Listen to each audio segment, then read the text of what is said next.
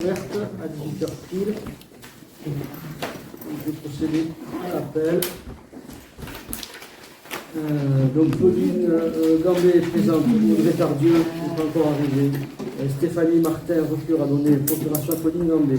Catherine Thérèse est présente, Vincent Garouste est présent, Claire Combat est présente, Anne-Marie Abadi est présente, Michel Renou présent, François Pontan présent. Nathalie Marty, absente, a donné procuration à Christopher Perron. Sandrine Lafont est présente. Hervé Carrière, absent, a donné procuration à Vincent Garouste.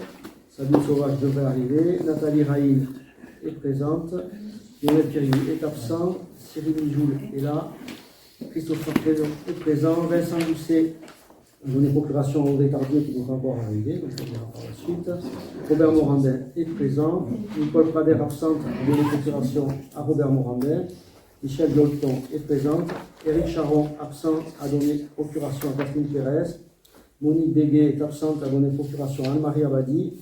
Caroline Dezombe est présente. Alain Bergonza est présent.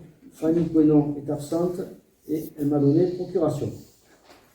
Je vous propose d'élire comme secrétaire de séance Michel Renou. Est-ce qu'il y a des abstentions? Des voix contre?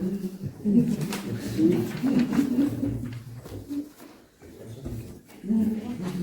Donc on a mis une délibération corrigée quand on sera sur le point 10, donc qui a été distribué en cours de séance, il y avait une erreur, donc on l'a modifié. Donc on va commencer par l'ordre du jour, quelqu'un arrive. Audrey Tardieu. Donc je rappelle qu'elle a procuration pour Vincent Doucet. Oui mais non. Donc bienvenue à tous. Donc je vous rappelle que les séances du Conseil sont filmées et enregistrées. Donc pour ceux qui prennent la parole, de bien énoncer leur nom avant pour qu'on puisse leur compte rendu retrouver qui a pris la parole. Donc on va commencer par l'approbation du PV du Conseil municipal du 16-10. Est-ce qu'il y a des points particuliers? Rien, on vous propose de mettre aux voix. Qui est contre? Qui s'abstient? Une abstention. Donc on va démarrer par une convention de mise à disposition classique, puisqu'on la prend chaque année, de l'instant.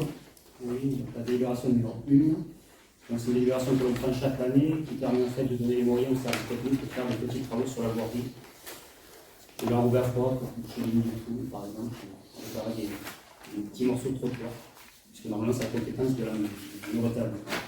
Comme je dis, la délibération, il est proposé au conseil municipal d'approuver la convention de mise à disposition des services de la commune de Penchtaré au bénéfice du numéro tableau pour l'exercice de la compétence voirie du 1er janvier au 31 décembre 2026. Il s'agit du renouvellement de la convention habituelle qui permet aux agents communaux d'intervenir pour de petits travaux d'entretien de voirie dans le cadre de la compétence voirie exercée par le numéro aglo pour la commune.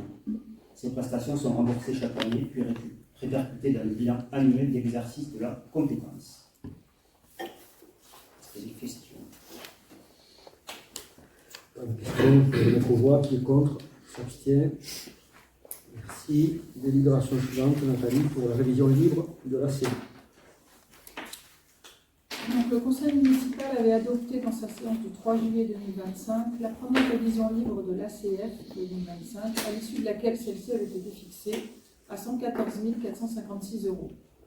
Le Conseil de communauté du Murtin-Lot du 17 novembre 2025 s'est prononcé sur la révision libre numéro 2 de l'attribution de compensation de fonctionnement 2025 et a approuvé les attributions de compensation de fonctionnement définitives de 2025.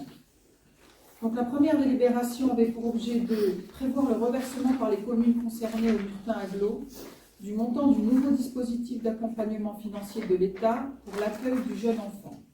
En effet, ces montants ont été versés aux communes alors que c'est le Murtin-Aglo qui exerce la compétence. Pour notre commune, cela représente en 2025 un montant de 28 459 €. Le deuxième sujet, c'était de traiter plusieurs situations individuelles, mais cela ne concerne pas notre commune de Penchtaré. Au terme de cette délibération, l'ACF 2025 est portée de 114 456 € à 142 915 €. Et la seconde délibération avait pour objet de prendre en compte la refacturation des services communs pour l'année.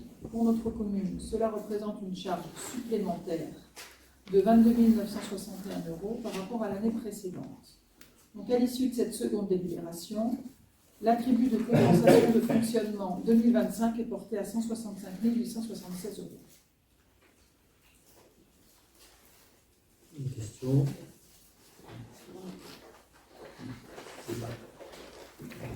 Pas de questions. Je propose de mettre aux voix. Qui est contre? Qui s'abstient? Merci. La troisième délibération, donc, c'est sur le rapport d'activité du Muretin Aglo. Donc, effectivement, vous avez tous reçu un document qu'ils ont imprimé en papier qui est assez épais pour présenter ce qui a été fait au sein du Muretin Aglo. Donc, le Muretin Aglo est la deuxième intercommunalité de la Haute-Garonne. Elle regroupe 26 communes et près de 130 000 habitants. Le rapport 2024 présente l'action communautaire conduite dans un contexte de croissance démographique, environ 1600 habitants chaque année en plus, et un développement économique soutenu avec un objectif constant de concilier le développement, la qualité de vie et la transition écologique. L'année 2024 confirme le dynamisme du territoire, fort de 15 000 entreprises et de 30 000 emplois salariés privés, bénéficiant d'une situation stratégique au sud de la métropole toulousaine, avec une bonne accessibilité routière et ferroviaire. On aurait pu mettre relative. L'action communautaire s'organise autour de 4 priorités majeures: le développement durable du territoire, donc l'accompagnement des entreprises, la création et la requalification de zones d'activité, un aménagement équilibré intégrant les enjeux du zéro artificialisation nette, le ZAN, le renforcement des mobilités alternatives, transport collectif et vélo, et engagement fort en faveur de la transition écologique et énergétique. Les services à la population, le maintien d'un haut niveau de services intercommunaux, en petite enfance, en restauration scolaire, piscine et déchets, garantissant une égalité d'accès sur l'ensemble des communes. Le projet alimentaire de territoire, PAT, illustre la politique de proximité et de solidarité. Habitat et cadre de vie, la mise en œuvre du programme local de l'habitat soutient le logement social et la rénovation du parc privé en accompagnant les communes dans leurs projets urbains.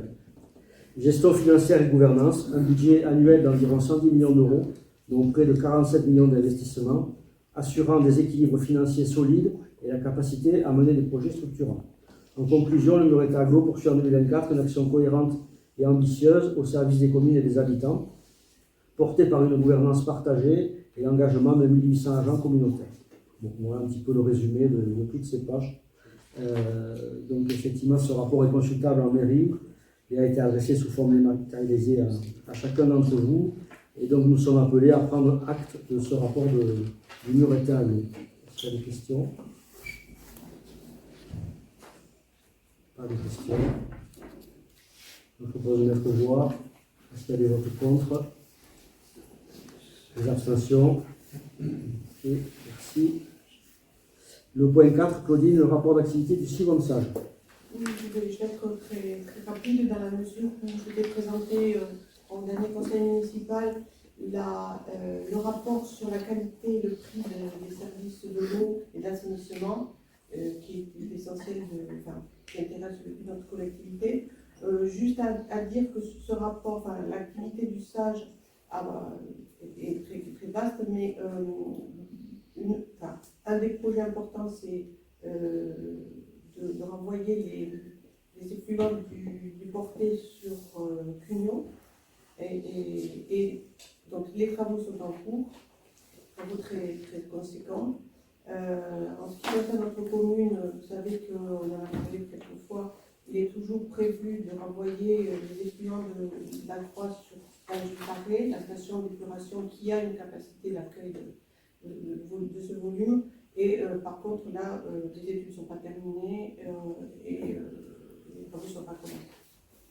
Donc je vous propose, comme l'article L521139 du Code général des collectivités territoriales prévoit que les EPCI établissent chaque année un rapport d'activité qui adresse l'ensemble des communes, membres aux fins de présentation à la conseil municipaux.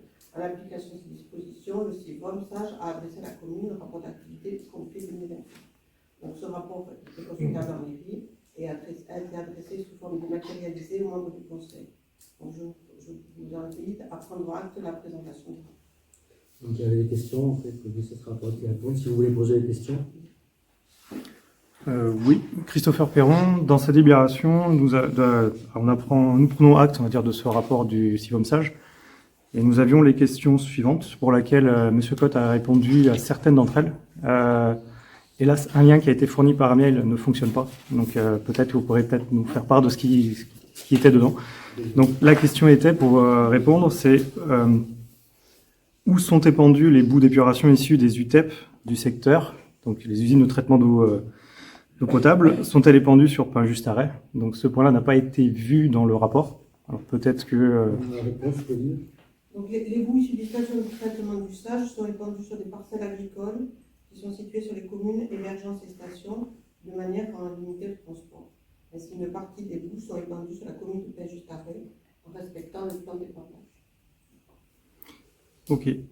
La deuxième question étant, nous souhaiterions avoir le résultat des analyses de l'eau avant distribution issues de la nouvelle UTEP, avec notamment les relevés concernant les PFAS et autres polluants de type pesticides métabolites. Donc je tiens à confirmer que le rapport sur les PFAS a été transmis. Donc ça, M. Cotte, c'est visible. Donc on est sous les normes à Saubens.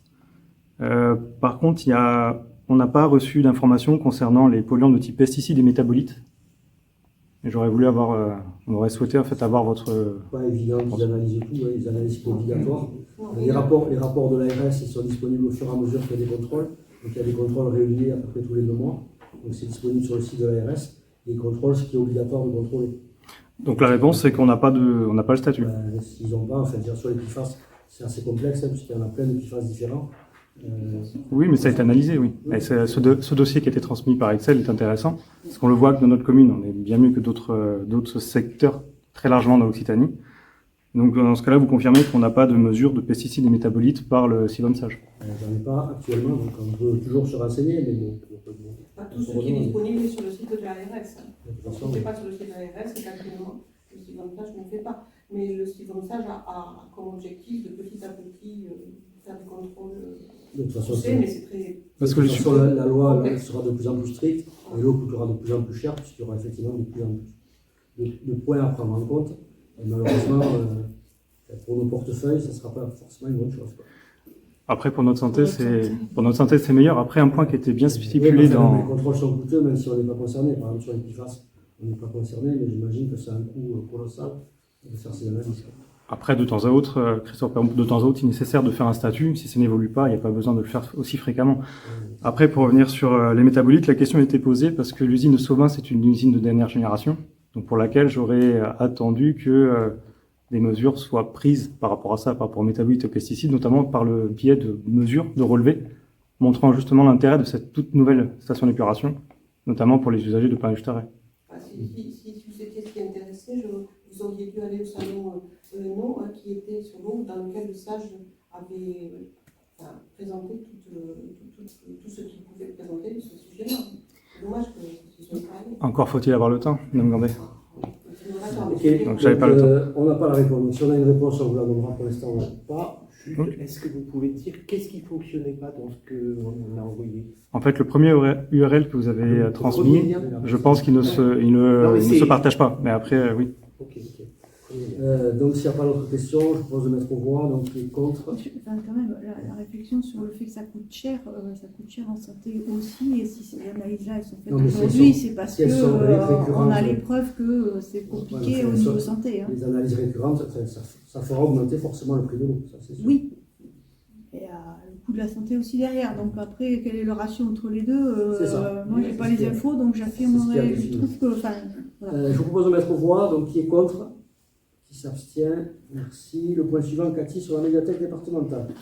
Alors, dans le cadre fixé par le schéma directeur de la lecture publique SDLP, appuyé par les délibérations du Conseil départemental du 25 juin 2024, la médiathèque départementale a proposé à la commune la signature d'une nouvelle convention d'objectifs pour la période 2025-2030. C'est un renouvellement de convention qui passe en convention d'objectifs et non plus une convention de service. C'est une convention qui définit à la fois les critères d'éligibilité pour qu'une commune bénéficie de techniques de services du conseil départemental et de la médiathèque départementale pour le développement d'une politique de lecture publique et de gestion de la bibliothèque et les obligations réciproques des deux parties. Les principaux critères d'éligibilité sont les heures d'ouverture hebdomadaire au public, la formation des médiathécaires, les budgets d'acquisition, les locaux, les collections proposées, les partenariats et les animations de la médiathèque de Pain-Justin. Il sera proposé donc la médiathèque départementale est le premier partenaire de la médiathèque de Pain-Justin-Ré. Évidemment, il sera proposé au conseil municipal d'approuver la convention d'objectifs liant la médiathèque départementale et la commune de Pain-Justin-Ré et d'autoriser le maire ou son représentant à signer cette convention pour la durée 2026-2030. Des questions? Pas de questions. Qui est contre? Qui s'abstient? Unanimité. Merci. Claudine, hélas, encore la convention d'occupation précaire Oui, qui revient. donc, par délibération du 13 décembre 2023, le conseil municipal a approuvé et autorisé la signature de 2 conventions avec des particuliers, M. Carreau et M. Gandoni, pour l'occupation à titre précaire d'une parcelle du domaine privé de la commune, cadastrée section AE 58, d'une contenance de 358 m². Chacun des particuliers a été autorisé à occuper la moitié de cette parcelle constituée de propriété. Quelque chose qui dure depuis un certain temps. La convention est signée avec M. Carreau jusqu'au 22 janvier 2026 et celle signée avec M. Gandini jusqu'au 31 décembre 2025. Il sera proposé au conseil municipal, enfin il est proposé au conseil municipal de proposer aux riverains de reconduire cette convention d'occupation précaire pour une durée supplémentaire d'1 année sans modification des conditions. Donc, je réponds tout de suite à la question qui a été posée. Enfin, vous pouvez le lire. Donc, la mairie ne faisant rien de ces terrains, pourquoi ne pas les vendre? Ça fait 3 ans qu'on parle de ce sujet. C'est la récente de clore le débat, faisant une proposition à ces 2 particuliers. Effectivement, le souhait de la commune est effectivement à terme de vendre cette parcelle aux riverains qui l'utilisent. La procédure prend du temps, car il y a des réseaux qui passent en souterrain de cette parcelle. Il faut donc prévoir des servitudes. Donc, on a pris d'abord contact avec les propriétaires, puis ensuite avec les prestataires sur ces servitudes. Et actuellement, on demande une évaluation du domaine. Ce sont des choses qui prennent beaucoup de temps. Alors, sur le prix de vente, elle est située en zone constructible et a priori, enfin, sauf l'évaluation du domaine contradictoire, elle serait aux alentours de 150 € de mètre carré. Christopher Perron, merci pour la réponse bien complète sur le sujet. À titre de remarque, si le projet de la commune est bien de vendre ces terrains-là, pour une prochaine délibération de le spécifier, que c'est une convention d'occupation précaire dans l'attente d'un projet de séparation. Ça aurait évité de notre part en fait, de poser la question. C'est pas grave, hein, ouais. Non, mais après, il n'y a pas de souci là-dessus. Mais merci en tout cas pour la réponse. Donc le terrain, ça fait sens, étant donné qu'on avait discuté par le passé de potentiellement faire des jardins partagés, ce qui n'avait pas été partagé comme vision. Donc une vente aux personnes qui bénéficient déjà du terrain me paraît sensé. Et à titre d'information, sous quel délai ça peut se faire, ça? Combien de temps ça prend pour une commune d'obtenir les autorisations, tout ça? On parle de 6 mois, non? Je pense au moins 6 mois. Donc, Non, parce que, C'est pour ça qu'on proroge d'un an. Oui. Okay. S'il n'y a pas d'autres questions, Sandrine Lafont. Après l'idée des jardins partagés, quand même, à terme. ça n'a rien à voir là. Ça n'a rien à voir là. Si, parce que si on vend. Mais 358 mètres carrés, comment tu veux faire des jardins partagés? Combien? 358 mètres carrés. C'est parfait. Pour un potager, c'est parfait. Partagé à qui? C'est 1, 2, c'est trop petit.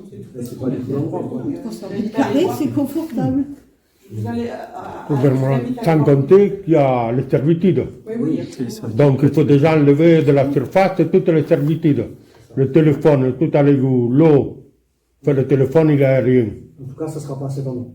Je propose de mettre aux voix qui est contre, qui s'abstient. Merci. Le point suivant sur les acquisitions foncières, donc sur le cheminement du Haumont. Donc il y a les deux, on va traiter les deux et on répondra à toutes les questions en même temps.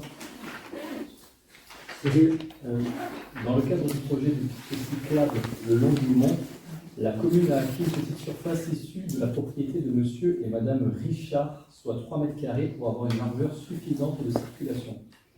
Il s'avère toutefois que l'implantation de la piste sur la largeur obtenue ne permet pas d'assurer une circulation suffisante sécurisée en raison de la trop grande proximité du Haumont.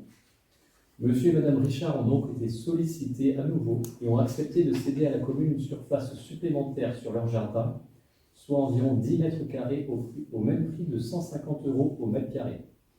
La surface sera définitivement fixée par l'intervention d'un géomètre. il est précisé que la commune prendra en charge la création d'une nouvelle clôture et les frais relatifs à cette cession. On enchaîne sur la 8, comme ça on répondra aux questions. Donc c'est la même chose, c'est toujours pour la piste cyclable le long du Haut-Mont. Cette fois-ci, c'est la société Promologie qui a cédé à la commune une surface issue de sa propriété au numéro 2 avenue de Toulouse, de 172 mètres carrés, après, pour avoir une largeur suffisante de circulation. Donc, pour la même raison, l'implantation de la piste sur la largeur obtenue ne permet pas d'assurer une circulation suffisante. Donc, on a sollicité la société Promologie à nouveau et elle a accepté par principe de céder à l'euro symbolique à la commune une surface supplémentaire sur l'espace commun des 2 logements loués à cette adresse, soit environ 54 mètres carrés. Donc, la surface sera définitivement fixée par l'intervention d'un géomètre. Il est précisé aussi que la commune prendra en charge la création d'une nouvelle clôture et les frais relatifs à cette cession. Parfait, donc il y avait une première question sur la D17, si vous voulez la lire. Oui. Alors, Christopher Perron. La délibéré 7, la première question, c'est comment est géré le pluvial de Promologie avec les travaux de passage piéton-cycle le long du Haut-Mont.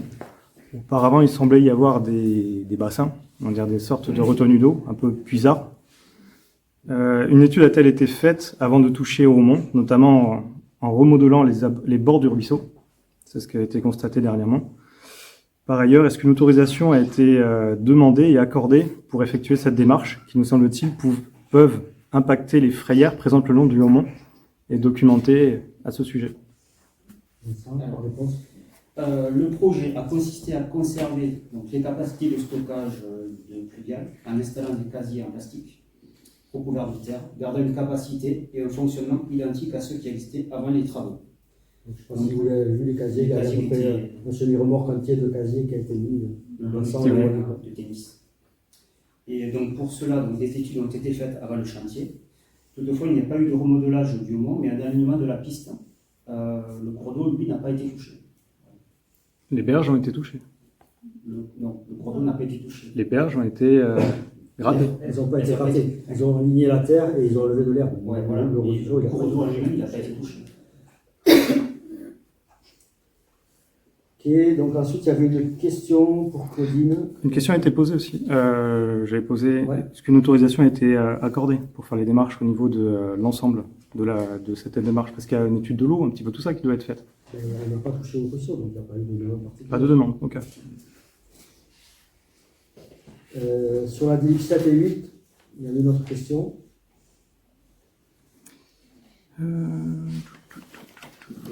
Oui, alors la question c'est, pouvez-nous nous préciser sur quelle base juridique et financière la commune acquiert une partie du foncier de Promologie pour l'euro symbolique, tandis qu'elle indemnise un particulier à hauteur de 150 €, et c'est pour chacune de ces acquisitions, un avis des domaines a été sollicité. Pour répondre à cette question-là, il me semble que vous avez déjà pré-répondu auparavant, en disant que les 150 € venaient d'une étude des domaines, si je ne me trompe pas, donc ça, la réponse est pour moi répondue. Je ne sais pas si vous avez un complément d'information. Il y a une différence entre l'achat en particulier et l'achat en Promologie. Les prix d'acquisition du foncier dépendent notamment du classement des parcelles au PLU. La parcelle des consorts Richard est classée en zone UB, c'est-à-dire constructive, et ce qui explique le prix de 150 € du mètre carré. La parcelle sur laquelle intervient l'acquisition en Promologie est classée en zone N, naturelle, et n'est pas constructible, ce qui explique que l'acquisition l'euro symbolique. Pour les acquisitions inférieures à un seuil de 180 000 €, la consultation du service des domaines n'est pas obligatoire pour l'acquisition. Par contre, pour la vente, oui. C'est pour ça que nous attendons pour la vente aux 2 personnes indiquées précédemment. D'accord, merci pour l'information. Après, en complément, j'avais aussi en tête que, pour clarifier la question, les 1 € de Promologie n'étaient pas un problème pour nous. Le bailleur peut vendre l'euro symbolique en fait à son terrain sans aucune discussion. La question était par rapport au fait qu'il n'y a pas d'ambiguïté, qu'il n'y ait pas d'opposition entre les 150 € payés d'un côté pour acheter la parcelle d'un particulier et les 1 € symboliques avec le lotissement. C'est pas une opposition dans ce sens-là, dans le sens où avec un lotisseur de type Promologie, l'euro symbolique peut être proposé peu importe le type de parcelle. Ils auraient une parcelle constructible, ils auraient pu le proposer 1 € symbolique. dans le cadre d'un service par rapport... Non? C'est pas le cas, c'est des espaces verts. Oui, là, même ma question va dans... Je ne savais pas que c'était des espaces verts d'une première part, mais dans un second temps, si c'était un espace constructible ou quoi que ce soit, le lotisseur peut décider de vous proposer un euro symbolique. Ils sont contents parce que c'est eux qui faisaient l'entretien et maintenant ce sera nous. Oui, peut-être, peu importe le... Et il faut qu'ils rendent compte quand même à leur conseil d'administration. Ok, oui. Il y avait une autre question sur l'étude, sur la D8. Attendez, alors, oui, l'autre question c'était, toujours Christopher Perron, qui a réalisé la première étude de faisabilité de piéton-cycle. Comment se fait-on qu'une telle erreur d'appréciation de 54 mètres carrés ait pu être commise? Bon, pour un peu l'aspect mathématique, c'est 23% de l'opération. Dans quelle commission de travaux ce sujet a-t-il été traité? Et pour ma part, ce sujet n'a pas été traité en commission mobilité. Alors, les études de la piste de l'avenue de Toulouse ont été réalisées par le cabinet 2AU, pour le Mauritanie qui exerce la compétence. Okay. La séparation du foncier a été réalisée par le géomètre à partir du plan des travaux en fait. Cependant, la mise en place du chantier, le cabinet a préféré éloigner un peu la piste cyclable pour gagner en sécurité, en confort et avoir un visuel de continuité. La surface de 54 mètres carrés ne représente pas fort pourcentage par rapport à la longueur totale du chantier. Donc c'est pas tout à fait 23%. Donc pour bien comprendre, c'est à l'étude initiale, il n'a pas été vu qu'il fallait décaler davantage. À l'étude initiale, il n'y avait pas un besoin d'avoir autant de mètres carrés.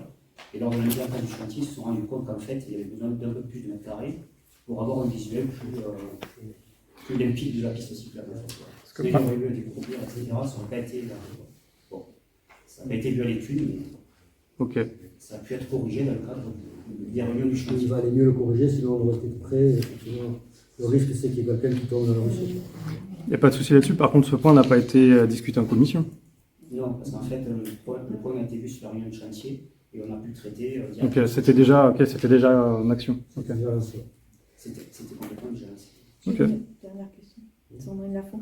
Vous avez parlé que la mairie va payer les clôtures, ce qui me semble normal, et les gens n'ont pas demandé qu'il y ait des plantations aussi, parce que du coup on voit complètement, il y avait des plantations qui ont été arrachées, quoi. Après chez eux c'est domaine privé et nous on est domaine public, donc après les gens ils font ce qu'ils veulent. Nous on va proposer de mettre un caillebotis en bois tout le long, et après ils font ce qu'ils veulent. Mais la haie est un... Si Promologie faisait bien les choses, parce que là c'est pas chez nous, mais la majorité des haies sont mortes, parce qu'en fait il n'y avait pas d'entretien, elles étaient en surépaisseur.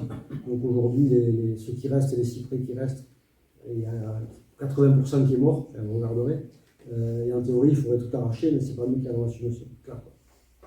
Je précise aussi que la plupart des propriétaires ne le souhaitent pas. Parce qu'ils ne veulent pas faire de l'entretien. Et c'est souvent des locataires. En fait, les deux, là, aucun des deux n'a demandé qu'on leur remette des plantations, quoi. Non. C'était ma question. Ok, merci. Ok, donc on va passer au vote, donc les deux en même temps, si vous voulez bien. Donc est-ce qu'il y a des votes contre? Des abstentions? Donc merci pour le point 7 et 8, adopté à l'unanimité. Le point 9, Nathalie, sur le versement de la subvention au CCAS. Donc, jusqu'à maintenant, la subvention de la commune au CCAS était versée sur la base de la délibération d'approbation du budget, qui fixait son montant, puisqu'il s'agit d'une dépense disposant d'un article comptable spécifique. La trésorerie de Muret a informé récemment la commune qu'elle exigeait dorénavant une délibération spécifique autorisant le versement de cette subvention. Il sera donc proposé au conseil municipal d'autoriser le versement de la subvention de la commune au CCAS d'un montant de 10 000 € au titre de 2025. Est-ce qu'il y a des questions? Pas de questions, on met au voix, qui est contre, s'abstient, unanimité, merci. Donc Nathalie, aussi pour le point 10, avec la modification qu'on a remis au cours de la séance.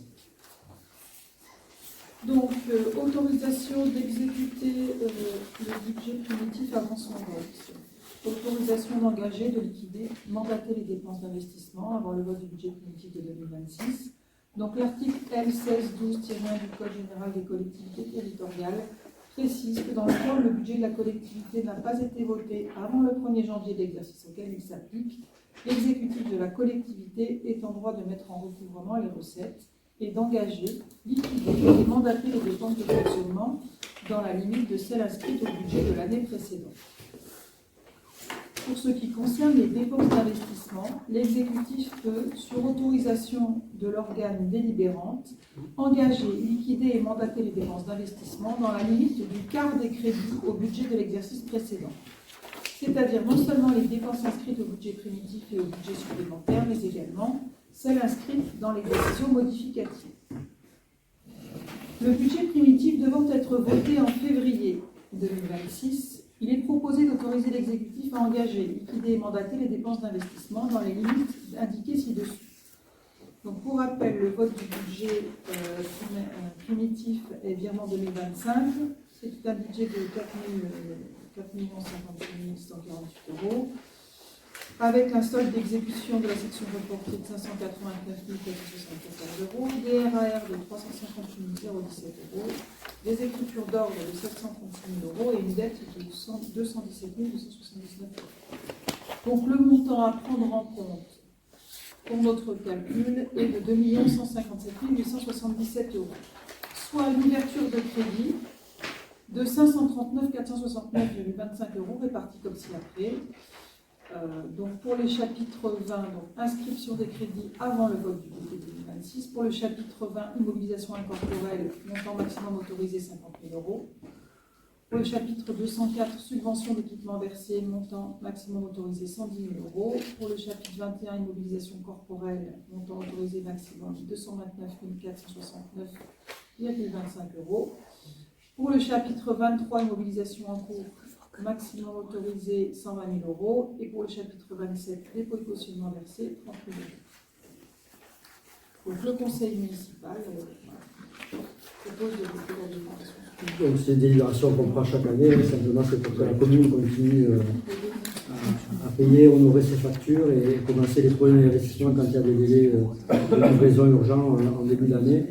Donc cette année, comme c'est une année d'élection, on anticipe un petit peu le budget et on votera le budget en février au lieu d'avril. On anticipe un petit peu. Est-ce qu'il y a des questions? Sandrine Lafont. Donc je comprends qu'on votera le budget plus tôt que d'habitude, comme tu viens de le dire. Donc ça veut dire que c'est 2 mois en fait sur lesquels on doit être en avance de phase par rapport au vote du budget d'après. Donc 25% du budget annuel pour 2 mois, moi je trouve que c'est beaucoup. C'est-à-dire que ça fait un quart de l'année, ça fait 4 mois en fait. C'est la règle habituelle en fait. C'est la même règle que si on avait voté en avril. Sauf qu'il y a 2 mois de moins. Oui, c'est un plafond. On pourrait baisser le taux, c'est un taux max, c'est ça. C'est un plafond en fait. C'est un maximum. C'est un maximum, on ne va pas Donc dépasser. on aurait pu dire 20% par exemple. En fait, c'est un capital. En fait, c'est Christopher Perron, c'est juste une autorisation à dépenser jusqu'à 25%. Donc, oui, mais il y a peu de chances qu'on les dépense. oui, après, si c'est cramé sur 2 mois, après, tu as 10 mois à traîner avec les 75. Non, mais par exemple, on a inscrit au budget, peut-être qu'on ne pourra pas le faire pour des raisons financières, mais si on veut commander un véhicule, aujourd'hui, pour commander un véhicule, il y a 6 ou 7 mois de délai. Il est important qu'on puisse le commander assez tôt dans l'année pour éviter d'attendre X temps. Voilà, par exemple, c'est un exemple. S'il n'y a pas d'autres questions, je propose de mettre au voix. Donc, qui est contre?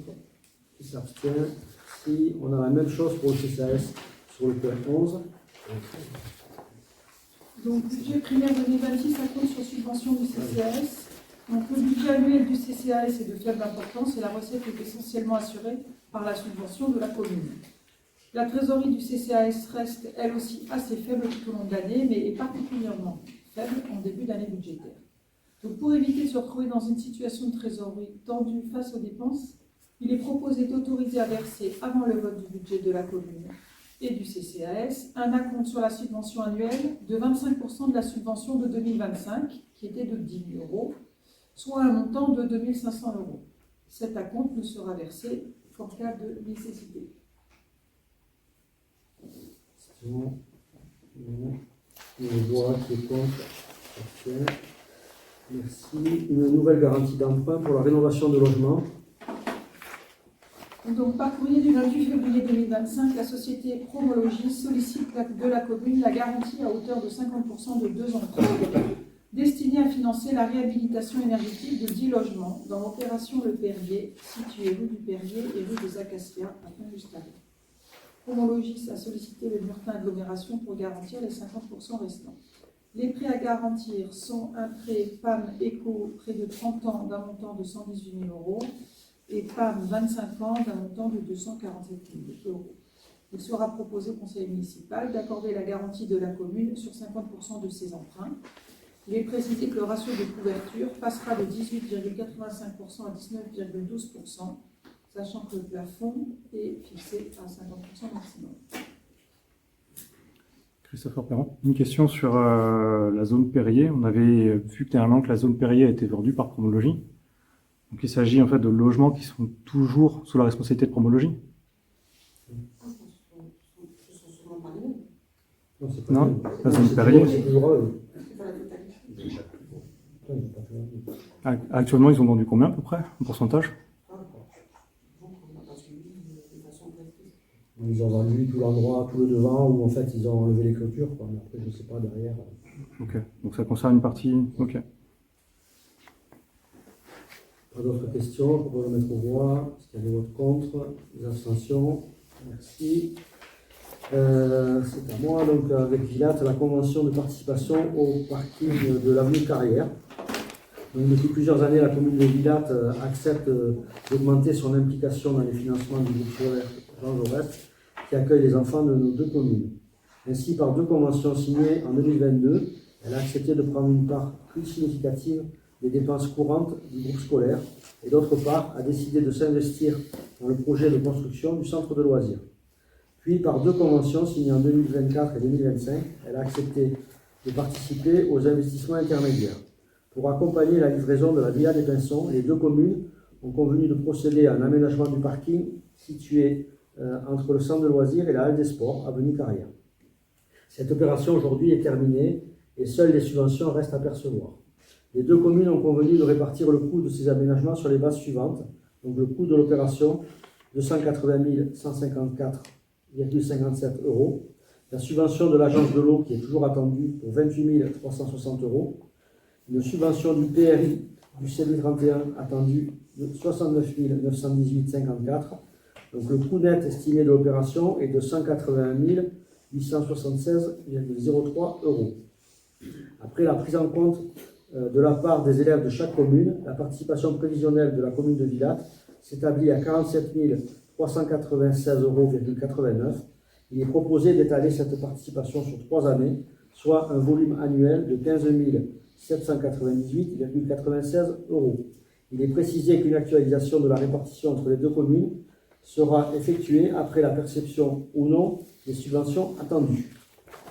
Le conseil municipal sera amené à approuver le projet de convention à conclure avec la commune de Vilat. Est-ce qu'il y a des questions? Pas de questions. On propose de mettre au voix. Est-ce qu'il y a des votes contre, des abstentions? Unanimité. Merci. Donc maintenant, on attaque le restaurant scolaire. Ouvrez.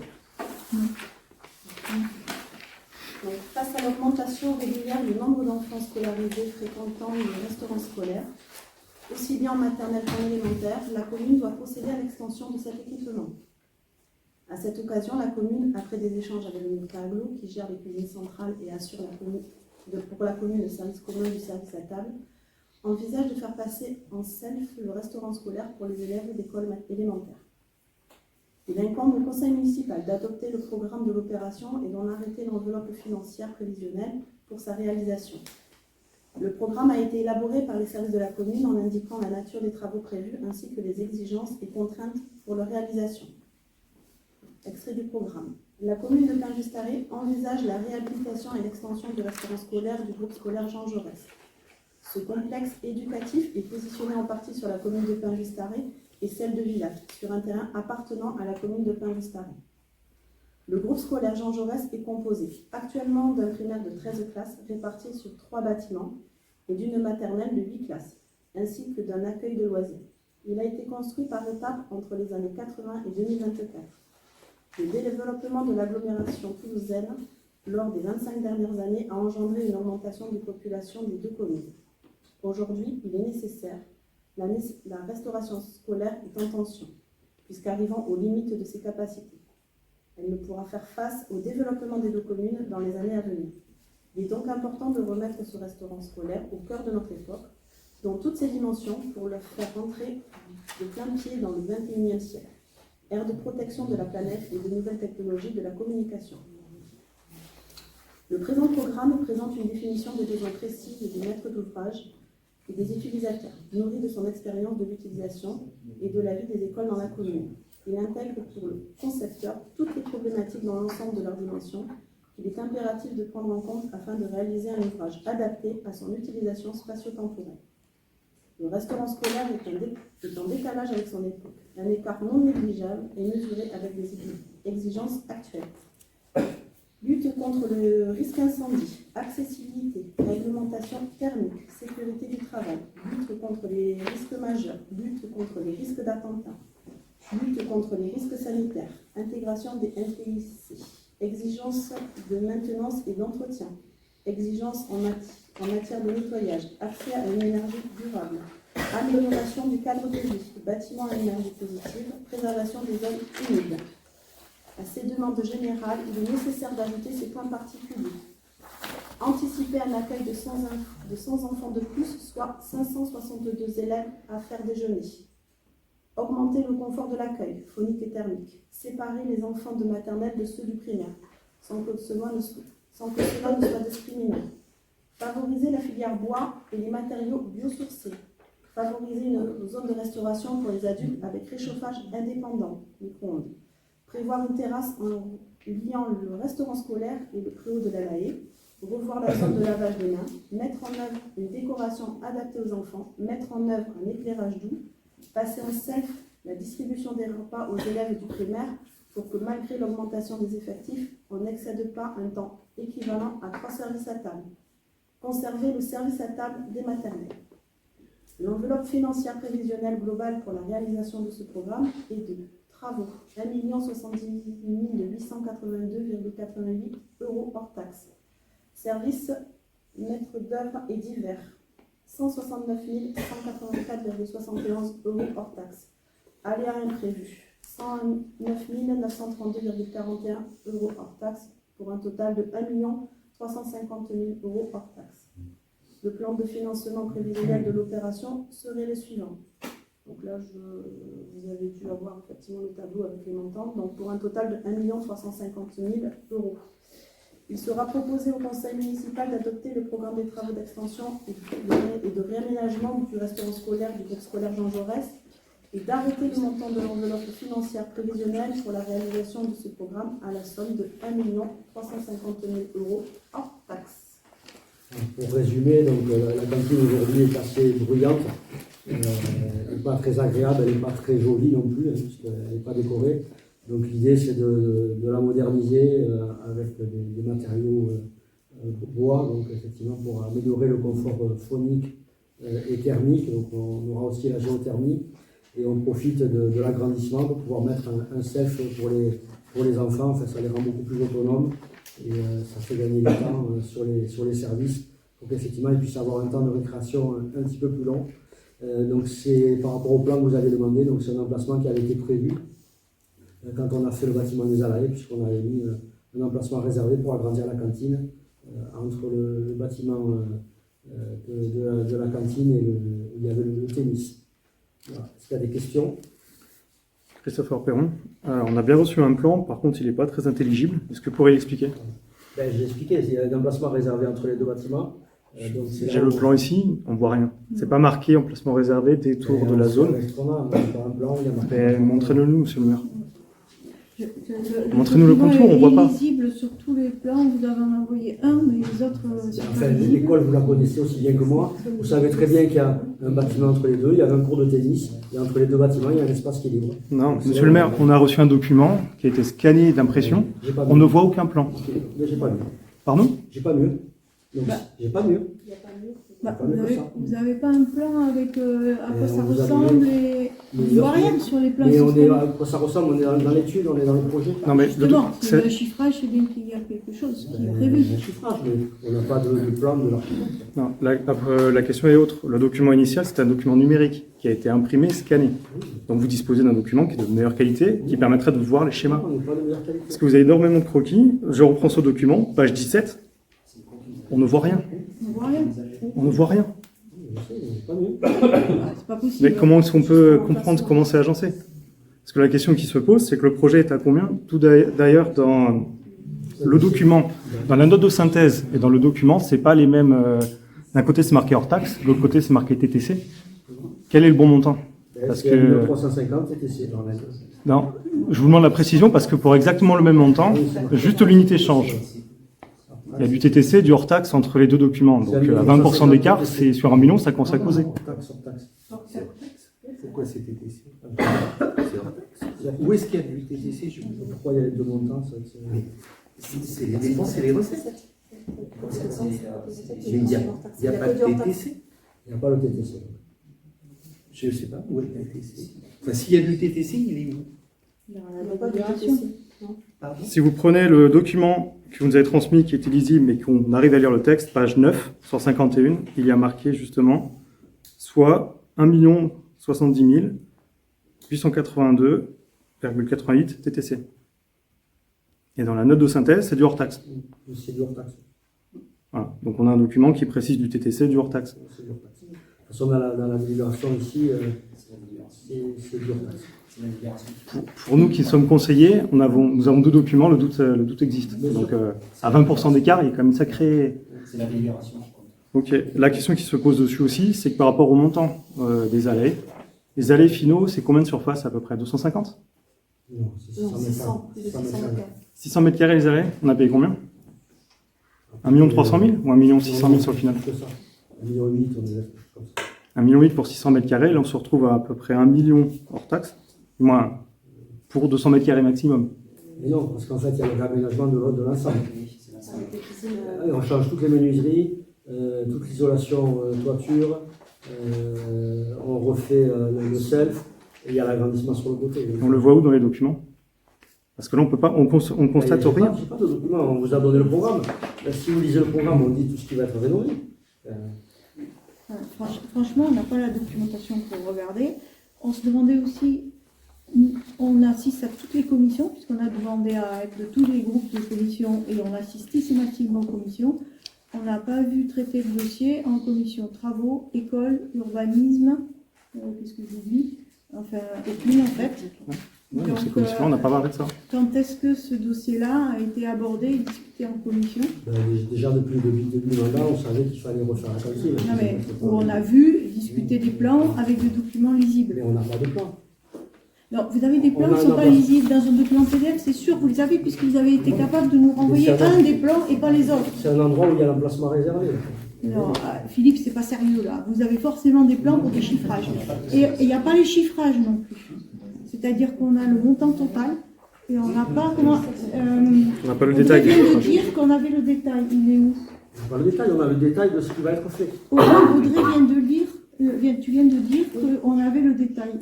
On l'a pas vu. Non, on n'a pas le détail. On a le détail de ce qu'on doit faire. Ce qu'on vient de dire dans la délibération. Donc le chiffrage en fait des différents travaux, on n'a pas les plans, on n'a pas les chiffrages. La question est... Non, il y a un chiffrage. On approuve le programme. On ne dit pas qu'on a le programme. On approuve le programme et l'enveloppe financière. On ne dit pas qu'on a l'étude et on ne dit pas qu'on a le programme. Là, Christopher Perron, la question dessus, c'est que pour faire un chiffrage, pour avoir un volume comme ça, il y a quand même une description de ce qu'il y a à faire. Bien sûr. Mais c'est pas suffisant, là, on ne voit pas. Et on a envoyé un cahier des charges, ce qu'on vous a donné aussi. Le programme, on a envoyé les architectes. Les architectes ont répondu. Donc on a une idée de l'enveloppe. Mais j'ai pas plus que ça aujourd'hui. Mais donc tu as la réponse de... Mais non, j'ai pas la réponse. Ah bon? Ils t'ont répondu? Mais nous, on doit d'abord approuver une enveloppe et après on continuera. Non, tu as envoyé un cahier des charges et tu as eu une étude des architectes, c'est ça? Non, on a envoyé une consultation. D'accord. Comment on a évalué le chiffrage? Qui? Il est dans le cahier des charges. Donc il y a quelqu'un qui a évalué. Bien sûr. Donc il y a 100 Donc mètres il y a une carrés. évaluation par poste. Oui. Ou alors vous avez fait une évaluation à la surface. En fait, il y a une évaluation quelque part. Ne dites pas qu'il n'y en a pas. Et vous avez tous les documents qu'on vous a transmis. Non. Là, Christopher Perron, là, actuellement, la problématique, c'est qu'on ne voit pas la part dans ces 1 million d'euros qui concerne la construction pure de l'extension de la cantine et la rénovation globale. Je n'ai pas le détail. Bah, t'as bien les postes, l'électricité, etc., c'est évident. Mais de toute façon, il faut tout reprendre. Non mais Philippe... Entre de toute façon, et vous avez les informations, c'est juste qu'elles sont pas, elles sont pas communiquées dans le document. Elles sont pas données aux élus pour voter. Elles ne sont pas données là, puisqu'on est dans l'approbation du programme. Non, c'est marqué dans la délibération. Il y a effectivement des exigences en matière, par exemple, de nettoyage. Enfin, ça va être, c'est à l'étude. C'est exactement comme pour les allées, il y a l'approbation du programme et après on a le programme. Justement, pour les allées, n'en parlons pas, parce que c'était exactement la même chose. On peut en parler, c'est exactement la même chose. Non, c'est exactement la même chose. Okay. Donc on a le même problème qu'à l'époque. C'est éléments. qu'on est en train de voter un programme de plus d'1 million, 1,3 million hors taxe, sans avoir les éléments de description de ce qui va être fait, vous comprenez quand même ni bien, le chiffrage. mais si on a décrit ce qu'on allait faire, après vous comprenez bien qu'il faut d'abord approuver le programme pour qu'on avance sur les études. Non, les plans ne sont pas lisibles dans les documents qu'on nous a remis. Il faut demander les subventions. Pour demander les subventions aussi. C'est principalement, c'est ça le plus important, c'est pour demander des subventions, notamment la DTR à la fin de l'année. C'est ça qu'il faut faire. Si on n'a pas de programme, on ne peut pas avoir de subvention. On n'a pas les infos, ça n'a jamais été discuté en commission. On n'a pas les infos dans les documents. On vous les demande, vous expliquez que vous n'avez pas, ce qui est juste impossible pour avoir un chiffrage, il faut bien avoir un détail, et vous nous expliquez que c'est comme ça. Non. Christopher Perron, sur la remarque, en fait, nous n'attendons pas, en tout cas moi je n'attends pas que les chiffrages soient précis, mais au moins d'avoir une base pour comprendre ce qui a servi à ce chiffrage-là. Vous parlez justement des ALAE. Entre le chiffrage initial et le chiffrage final, il y a eu un sacré écart. Donc combien, monsieur le maire? 1,3 million pour 1,6 million, non? Non. Combien d'écart alors? Dites un chiffre. Mais de toute façon, tous les travaux, il y a toujours des aléas, il y a toujours des choses qui changent, et au fur et à mesure, les choses sont affinées aussi. Donc, je suis d'accord avec vous, justement, à chaque fois que c'est affiné, on part sur une hypothèse, on la travaille et on change les thèmes. On a déjà cette hypothèse-là, en tout cas, c'est une enveloppe. Voilà. Et peut-être que ça sera moins. On a trouvé une enveloppe. Aujourd'hui, je n'ai pas le programme. Non, si vous avez les compte. calculs de l'enveloppe, c'est pas possible. C'est pas un chiffre comme ça, 1,3 million. Et on est bien obligé d'avoir une estimation. Oui, c'est cette estimation-là qu'on demande. Mais tu prends la surface, tu divises et tu vas avoir une estimation par rapport à tout ce qu'on demande. C'est pas correct. Pour revenir sur le document, à un moment donné, il était marqué que l'augmentation de la cantine, c'est ça? Non, c'est pas ça. On veut les documents nécessaires pour qu'on juge en tant qu'élu pour voter. Vous votez contre. Donc nous vous refusons de voter, ce qui n'est pas pareil. Vous refusez de voter. Monsieur le maire, on va procéder au vote parce que sinon on va... Dans le document, il est spécifique. Non, c'est des débats, c'est normal. Oui, on débat, mais il n'y a que vous qui débattez. Enfin, toujours. On sait. Monsieur le maire, juste cette remarque-là, nous avons fait remarquer qu'il y avait un écart entre hors taxe et TTC, déjà entre les deux documents. Donc c'est pertinent, notre débat est pertinent. Et j'avais une remarque aussi par rapport à ça. Vous faites, il a été dit que l'augmentation de la cantine est largement conditionnée au fait qu'il y ait 2 classes supplémentaires qui doivent être chiffrées dedans. Par rapport à cette information n'a pas été donnée en commission école. Si on dépasse ces classes-là, quel va être le projet de ces cantines? Est-ce qu'elle permettra d'absorber ou on passera sur du 3 repas par... J'en ai aucune idée, moi j'ai pas une boule de cristal pour savoir comment elle va évoluer la population. Je pose la question par rapport au dimensionnement. Monsieur le maire, on fait dimensionnement sur 2 classes supplémentaires. J'en sais rien. Oui, mais je suis surpris, je fais partie de la commission école, on n'a jamais discuté de la possibilité d'avoir plus de classes et comment réagir en conséquence.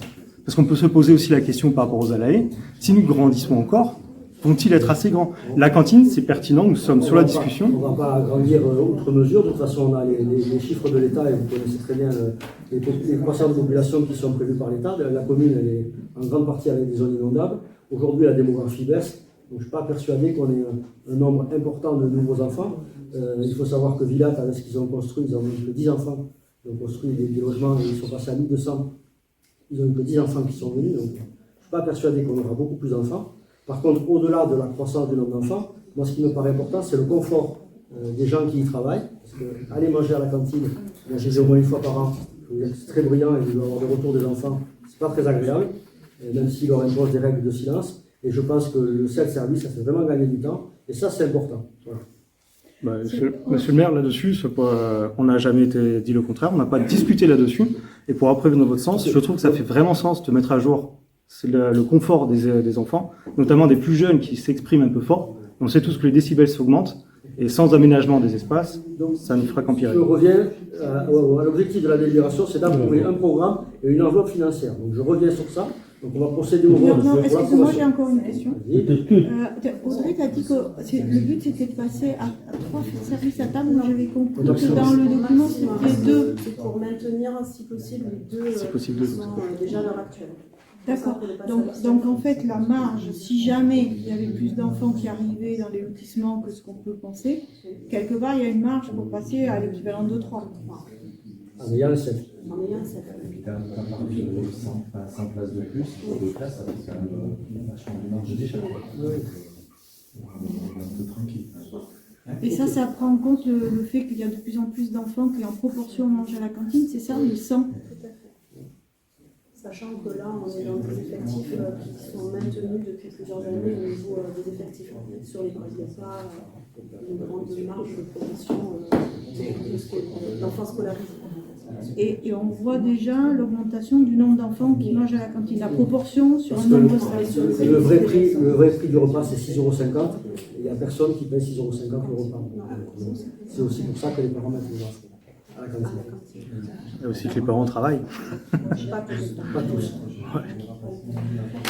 Donc je propose de voter l'approbation du programme. Moi j'insiste, j'explique pourquoi je refuse de voter. Tu as Et je déjà sais dit, on pas a comment. compris. Mais on n'a pas encore fait. Ah non, je refuse de voter, donc je ne peux Tu pas refuses de participer voter. au vote. D'accord.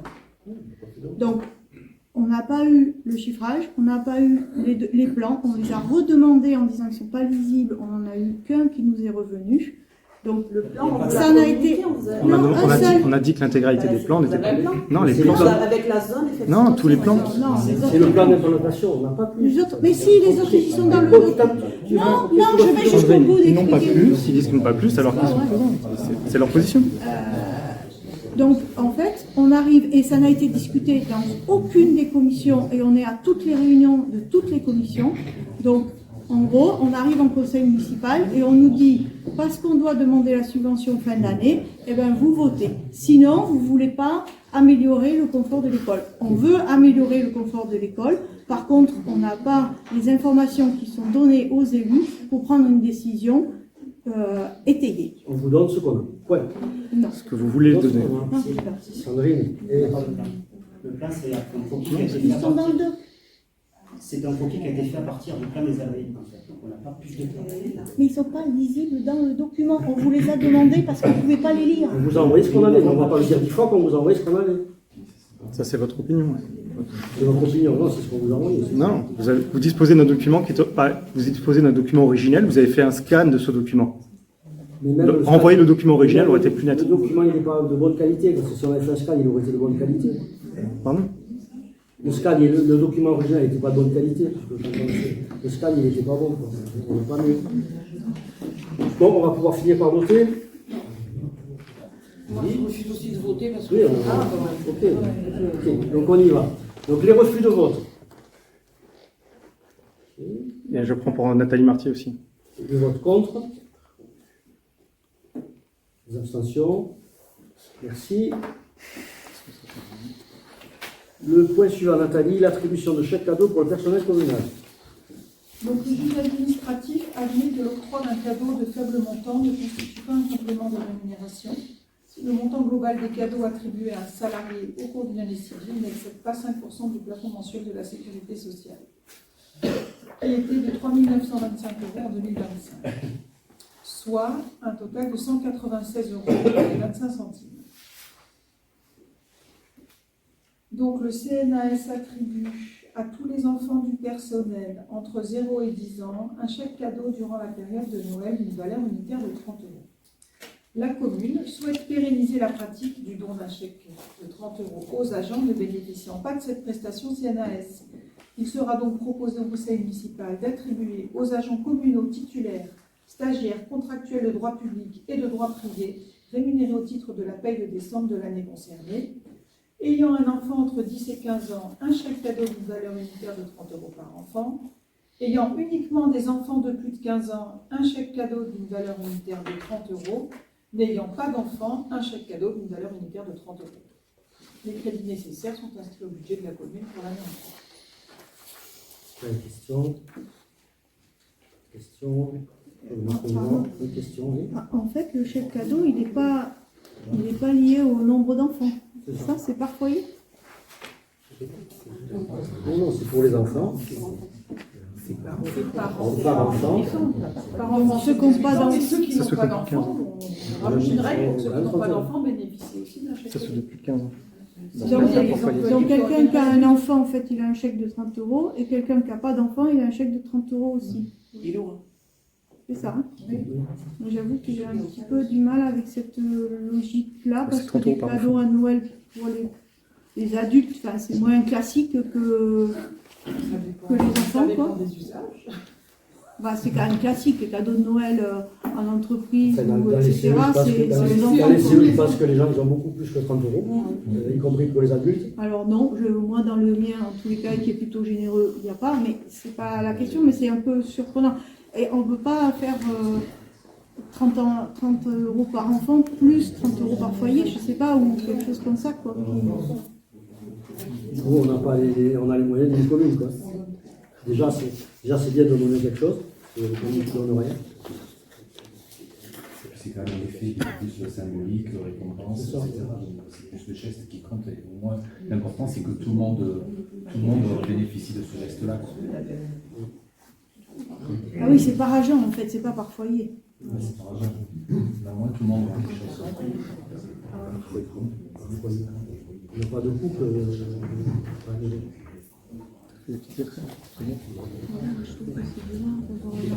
À ce moment-là, en fait, on dit que c'est 30 € par agent. C'est plus du tout lié aux enfants. Si c'est le cas de l'enfant, il a fait ça. Si, c'est quand tu as des enfants. En fait, tu as le cas où tu as des enfants de moins de 15 ans.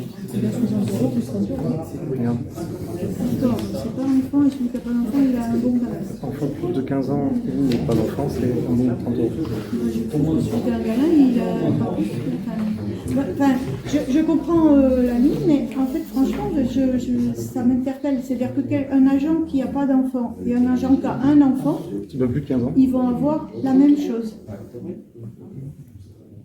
Ça représente 30 €. Non, Christophe Perron, je pense que la méprise en fait de Sandrine est par rapport au fait que les 30 € soient attribués à un agent qui n'a pas d'enfant, peu importe sa situation, ou un enfant de plus de 15 ans. Ça aurait pu être pertinent d'avoir une petite différence, dans le sens où 30 € pour l'agent, c'est tout à fait normal. Un peu plus pour l'enfant qui a quand même 15 ans. L'enfant est tout de même mineur, il fait sa charge. Qu'il est entre 10 et 15 ou moins, on sait très bien, les frais sont de plus en plus importants. C'est symbolique, franchement. Mais d'autant plus. On aurait pu mettre... On n'a pas les moyens de mettre beaucoup plus. À 30 €. Ok, je propose de mettre au voix.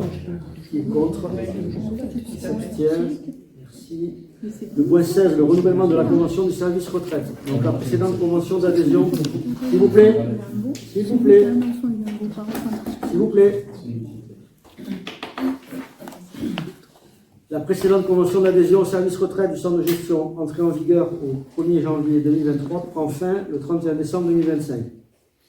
Donc je vous propose de reconduire notre adhésion au service retraite du centre départemental de gestion en adoptant les dispositions de la nouvelle convention entrant en vigueur au 1er janvier 2026 et dont le projet a été préalablement transmis pour examen.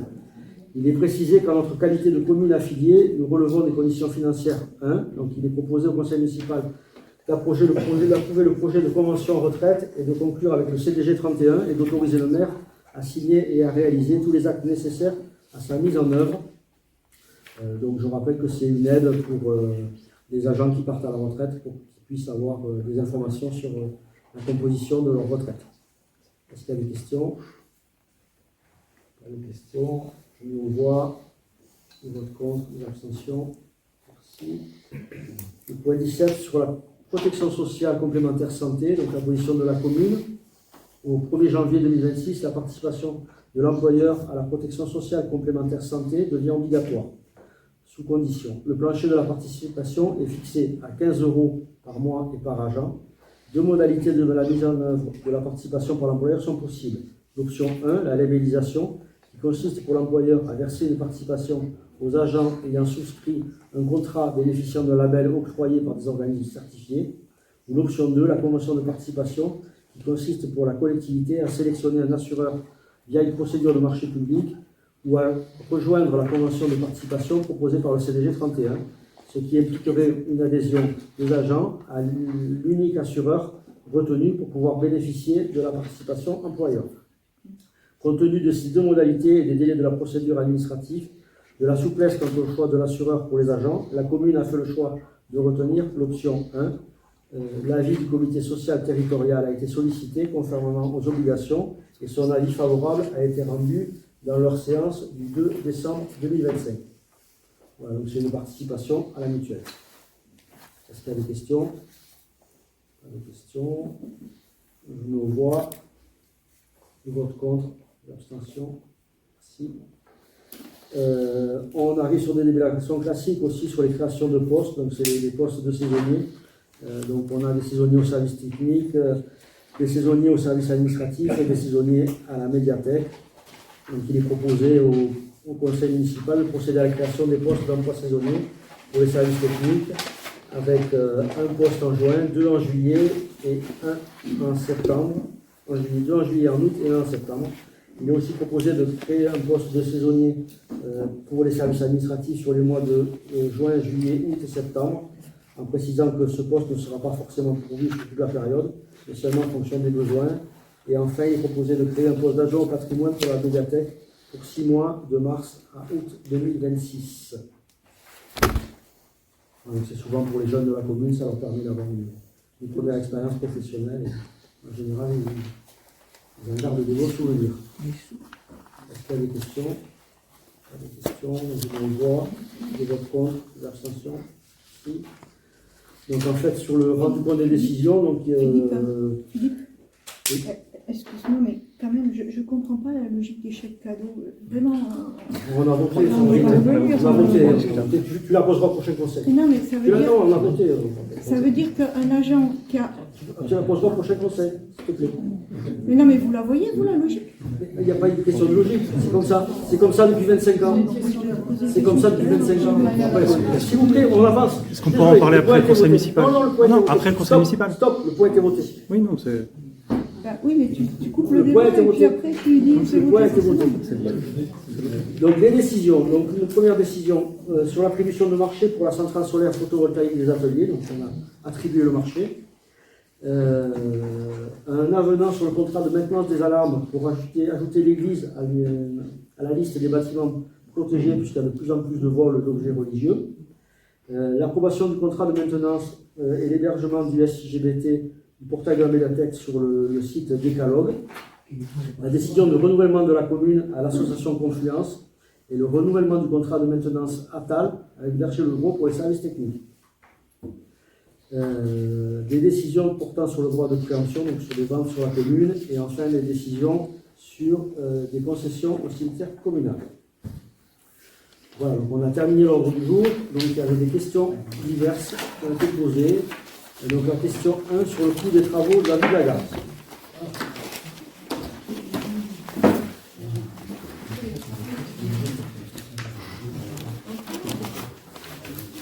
Souhaitez-vous que je la pose, la question?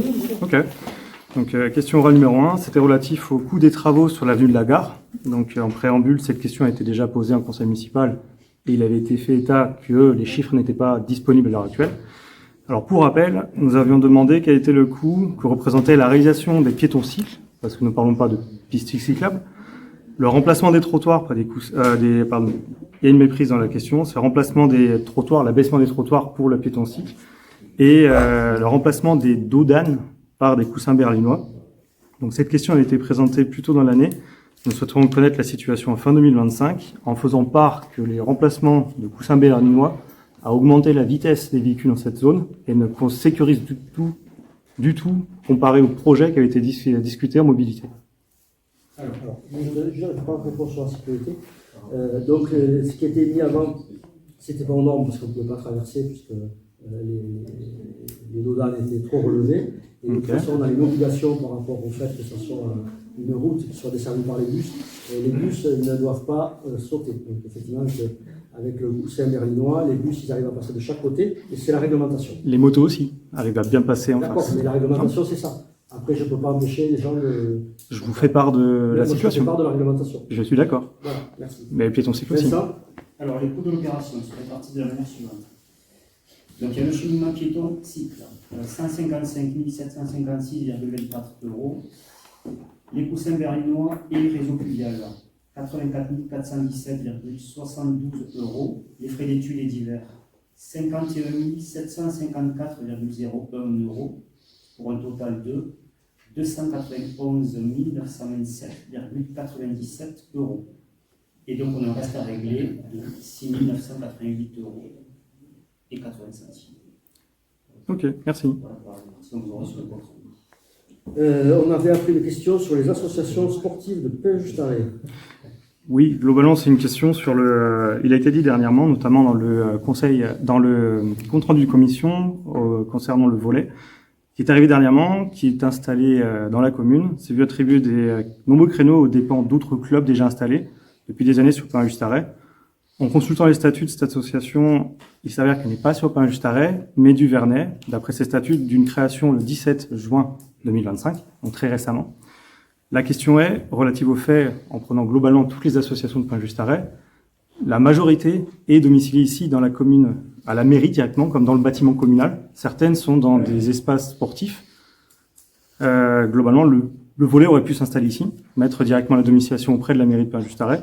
Donc la question est la suivante. Quelle est la règle de priorisation d'attribution des salles aux associations de communes et quel est l'impact du choix du siège social de l'association dans la bonne répartition et le bon fonctionnement des associations entre elles, existantes par le passé et arrivant?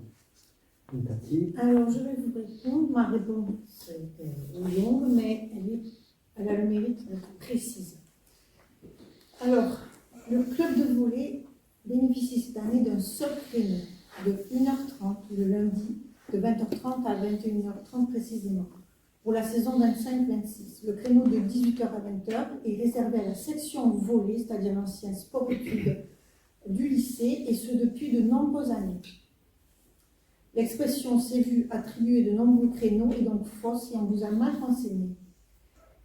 L'HBCPJB bénéficie de tous les créneaux, c'est-à-dire le hand, de tous les créneaux du lundi 21h30 au vendredi 23h depuis 2020, depuis notre élection. Le mercredi, l'UNSS Volley. L'UNSS, c'est l'association de volley qui est propre au lycée. Ce n'est pas le club de volley qui a été créé, d'accord ? A accepté de laisser la salle à partir de 16h30 au hand, sauf 2 fois par an pour des rencontres UNSS.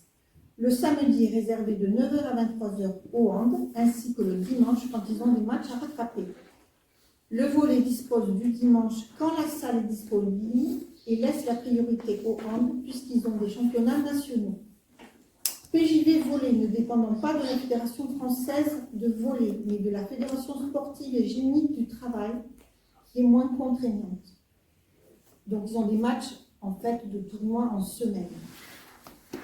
Donc ils ont des compétitions en semaine puisqu'ils sont inscrits dans les tournois mixtes, les tournois par catégorie, 13 dates par an. C'est des tournois entre travailleurs et qui doivent se tenir après 20 heures. Donc le lundi, ces rencontres-là auront lieu le lundi à partir de 20h. Les matchs de volley n'ont pas une durée connue à l'avance. C'est les 7, c'est pas comme le hand dont les matchs durent 40 minutes. Donc le créneau de 1h30 est trop juste. Dans ces cas-là, ces lundis-là, il a été proposé aux hand de faire leur séance de préparation sportive à la salle polyvalente. À noter que cette séance de préparation sportive est nouvelle et ne faisait pas partie du planning depuis que le club existe. Ils ont rajouté ce créneau de préparation sportive. Qui ne figure pas sur leur site internet non plus. Voilà. C'est une taxe. PJV Volley comprend 88 adhérents à ce jour, avec une parité parfaite et environ 28% d'habitants de Pin-Juste-Arrêt. Le hand également, dans ce même, a plus d'adhérents, mais la même proportion. Alors qu'ils ont été créés en septembre seulement. L'UNSS Volley du lycée étant la plus importante d'Occitanie, avec 300 lycéens qui y adhèrent, qui sont inscrits et présents le mercredi et durant les pauses de midi.